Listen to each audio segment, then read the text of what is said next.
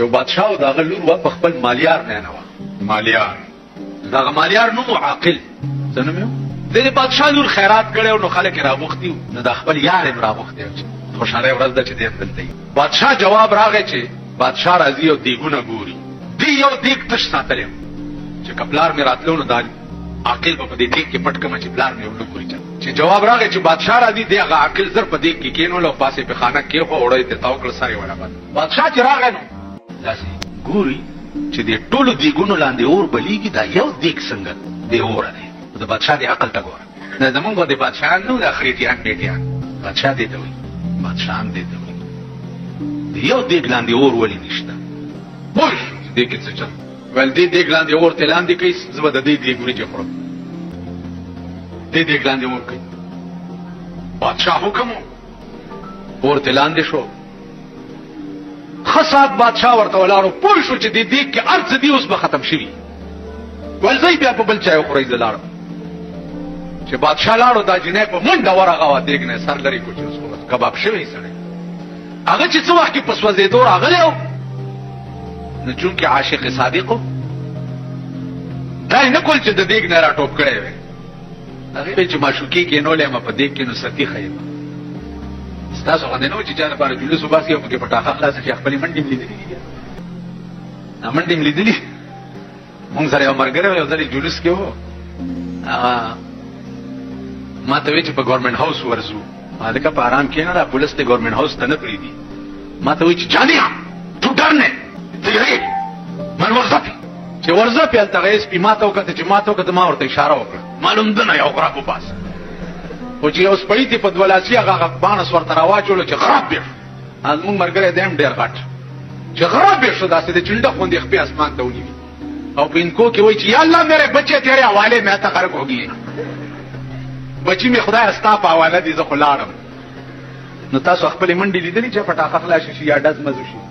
ذکر راځم چې چلې ډېر مو هي ما د ایمان پرانا پیژندلې خبره د عقل وا چې زی په دې کې کینولم ولی ټوب کوم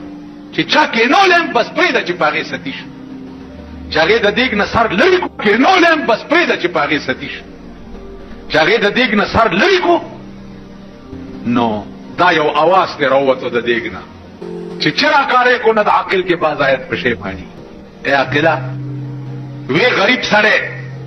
کله بادشاہ په لور نه مېنې دینو په دیګ کې به ولي ورته دي خله چې انجام دې امداش نو چرا کارې کو نه د عقل کې بازایت پښیمانی بجلیګر مولا چرا کارې کو نه کې بازایت پښیمانی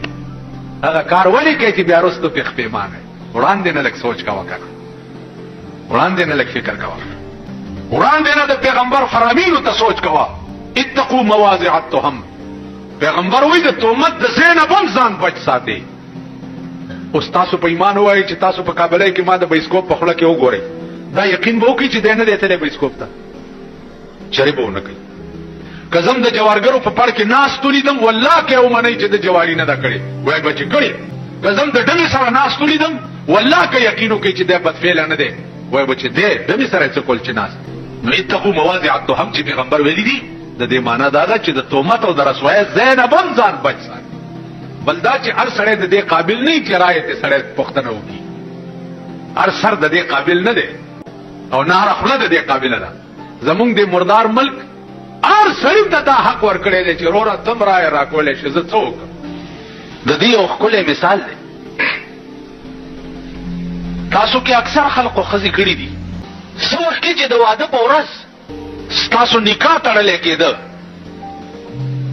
مولام راوستو ګوان لاړو خزینه واک راوړو یو پکې وکیل شو دو ګوان شو امولا هغه وخت کې څه وایي مولا هغه وخت کې ورته دا وایي چې هلکه دا پلانې د پلانې لور سره د دومره مهره تا قبوله کړې وه او قبوله دې کړه ته وایې او ما قبوله کړې وه او قبوله مې کړه بس خبره خلاص شو ناوې دې کور ته راوسته سبا له بیماره شوه الله ډاکټر ته بوزه تا هغه وخت کې دا ویلی شي چې پرون چې د دې نکاح کېده نو ما خو مولا سره دا وعده نه وکړي چې دا به زه ډاکټر ته هم بوزم دا تاسو کړی وه ښځو والا ووایي تا کړې ښځه دې ورکه ته خو ګوډې که نه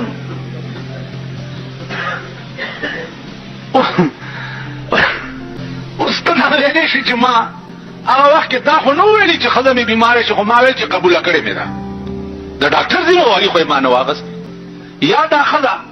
ووایي چې ما ته جامې پکار دي، ته دا ویلی شي چې بهی ما د جامو ذمواري نه واخیست. دا ښځه ووایي چې ما له ځان له کور ونیسه، ته دا ویلی شي چې ما د کور واده خو نه وکړي. دا ښځه وایي چې ورشه سیر غوښه راوړه، دوه سیره ټیپر راوړه، ته دا ویلی شي چې ما خو غوښه او ټیپر پکې نه، دا ویلی شي که نه؟ د دغه یو ټکي د قبول سره د دې ښځې ټول لوازمات چې دي هغه ستا په سر انبار شو که نه؟ کړت پکې کولی شي. او که دې کړت وکړو دا ښځه در نه تښتي که نه؟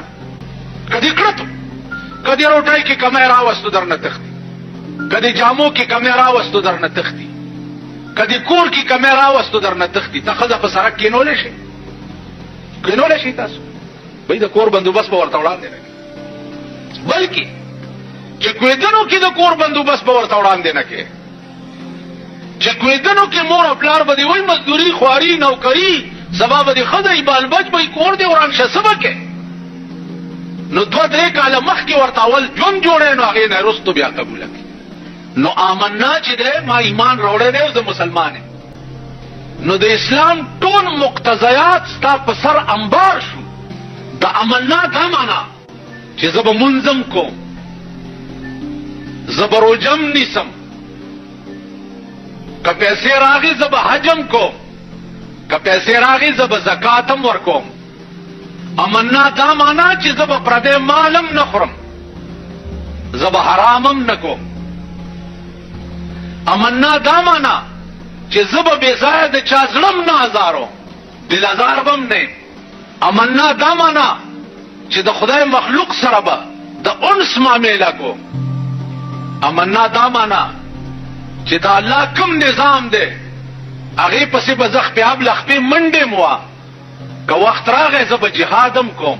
که وخت راغی زه به په میدان کې سرم قربانوم. امنا دا نن امنا ټول ملک کړي. امنا دا معنا هم ده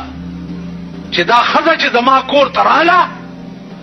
نو دا به یو بل قانون د خدای دی په هغې عمل کوي چې قرنا فی بیوتکن. دا ښځه به دې په کور کې کېنولي، نوکری به یې نه. نن ډېر خړوسانو